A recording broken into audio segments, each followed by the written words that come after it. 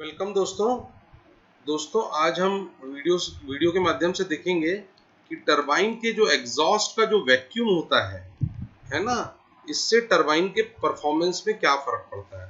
देखिए, टरबाइन के एग्जॉस्ट में वैक्यूम इस पॉइंट पे लिया जाता है, कंडेंसर के मुंह पे। ठीक है, ये यहाँ पे लिया हुआ वैक्यूम जो है, ये टरबाइन के परफॉर्मेंस में क्या असर डालता है। अब ये वाटर कूल कंडेंसर भी हो सकता है दोस्तों। किन्हीं टरबाइन्स में टरबाइन रहती हैं, उन टरबाइन में ये जाके बाहर डक्टिंग से एयर कूल कंडेंसर में भी कनेक्ट होता है। डक्ट से बाहर बड़े बड़े ब्लो फैंस लगे होते हैं और उसमें रेडिएटर लगे होते हैं, तो एयर कूल कंडेंसर भी रहता है। बट ये टरबाइन अगर है, टरबाइन है ना, तो टरबाइन के एग्जॉस्ट पॉइंट का वैक्यूम है ना, वैक्यूम यहाँ का क्या फर्क डालता है टरबाइन के परफॉर्मेंस में। तो इसको हम देखते हैं दोस्तों। देखिए, हम दो कंडीशन एज्यूम कर रहे हैं दोस्तों।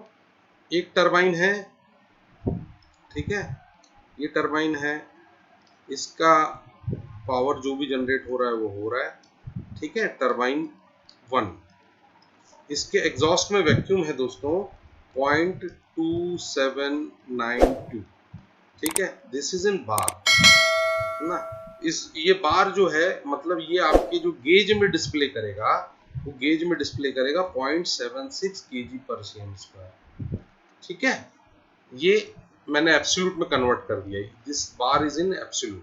पहले मैंने इस केजी को बार में कन्वर्ट किया, ठीक है, फिर जो भी बार में आया उसको मैंने एब्सोल्यूट में कन्वर्ट करके यहाँ पे लिख दिया। तो ये बार में है दोस्तों, है ना। और इस पे जो इसका टेम्परेचर आ रहा है दोस्तों, वो 67 डिग्री सेंटीग्रेड का आ रहा है, सैचुरेशन टेम्परेचर, है ना। अब चूंकि इसका टेम्परेचर भी बढ़ गया है और इसका प्रेशर भी ड्रॉप नहीं हुआ है, तो इसकी अगर आप स्टीम टेबल में हीट वैल्यू डालोगे दोस्तों, और दूसरा बात, इसमें जो स्टीम रहेगी दोस्तों वो ज्यादा ड्राई रहेगी। ज्यादा ड्राई रहेगी मतलब इस स्टीम का जो ड्राइनेस फ्रैक्शन है 95% है स्टीम की कंडीशन, ठीक है। तो 95% स्टीम की कंडीशन इतने टेम्परेचर पे और इतने प्रेशर पे हमको हीट जो दिखाती है दोस्तों, वो हीट वैल्यू रहती है 2504 kilo joules per kg of steam, ठीक है दोस्तों। और वैसे ही दूसरी कंडीशन ले लो दोस्तों, टरबाइन है, ठीक है, टरबाइन 2, दिस इज टरबाइन 2, इसमें भी पावर जनरेट हो रहा है। इसके एग्जॉस्ट में वैक्यूम है 1797 बार, ये मैंने एब्सोल्यूट में लिया है दोस्तों, है ना। और इसका टेम्परेचर जो आता है 57.35 डिग्री सेंटीग्रेड आता है दोस्तों। लेकिन इसका जो ड्राइनेस फ्रैक्शन होता है ना दोस्तों, ये ड्राइनेस फ्रैक्शन इसका करीब करीब 89.5% होता है, क्योंकि इसमें काफी वैक्यूम ड्रॉप हो गया, मतलब वैक्यूम जो है मेंटेन्ड है, तो स्टीम का प्रेशर काफी ड्रॉप हो चुका है। वैक्यूम ड्रॉप नहीं हुआ, ध्यान रखना दोस्तों, स्टीम का प्रेशर ड्रॉप हुआ है, तो उसका टेम्परेचर भी ड्रॉप हुआ है। टेम्परेचर भी ड्रॉप हुआ है तो स्टीम भी वाटर ड्रॉपलेट में कन्वर्ट होना चालू हो गया है। इसीलिए इसमें जो स्टीम की कंडीशन है, इसमें 89% स्टीम है, इसमें 95% स्टीम है।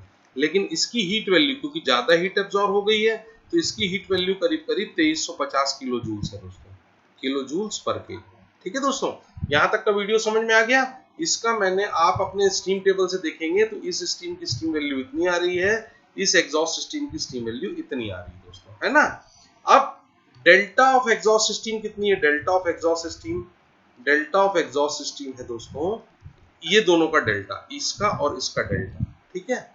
ये डेल्टा कितना रहेगा दोस्तों? 150, ठीक है, 150। अब मान के चलिए इस टरबाइन का एसएससी अगर 4 kg पर किलोवाट आवर था दोस्तों, ठीक है, तो 4 kg पर किलोवाट आवर था, तो 1 किलोवाट आवर के लिए कितनी स्टीम ज्यादा खाएगा दोस्तों? 150 इंटू 4। अब से ये टरबाइन अगर 25 मेगावाट की थी, ठीक है, या 25,000 किलोवाट की थी, इसका पावर जनरेशन कैपेसिटी KWH की थी, ठीक है, तो ये कितनी स्टीम, कितनी हीट एनर्जी ज्यादा खाएगा दोस्तों? 25,000 किलोवाट आवर, ठीक है।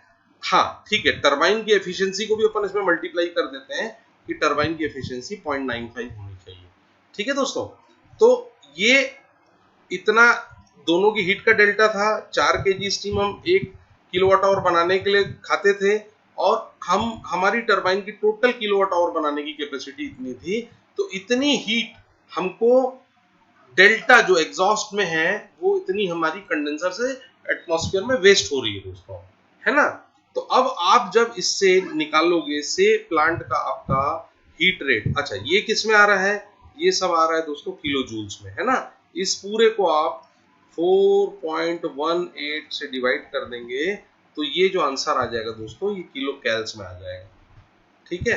तो किलो कैल्स में आ जाएगा। अब आप इसको देखिए कैसा करना है इसको, अगले हम देखते हैं इसको जो आगे का पोर्शन है ना। आगे का पोर्शन कैसा है दोस्तों, देखो जब आप इसको मोटा माटा सॉल्व करोगे दोस्तों तो आपको ये पता लगेगा कि किलो कैल्स में आने वाली वैल्यू जो है ना दोस्तों करीब करीब 3682448 के करीब आ रही है दोस्तों, है ना।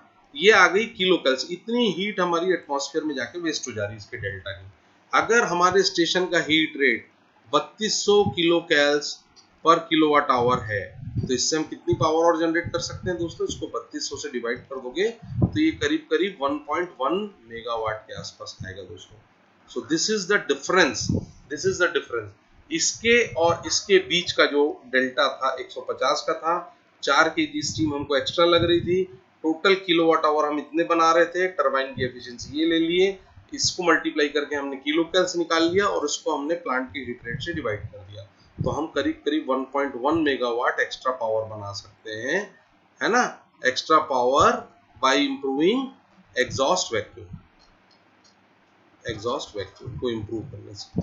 तो ये दोस्तों फर्क रहता है टरबाइन के एग्जॉस्ट का, है ना।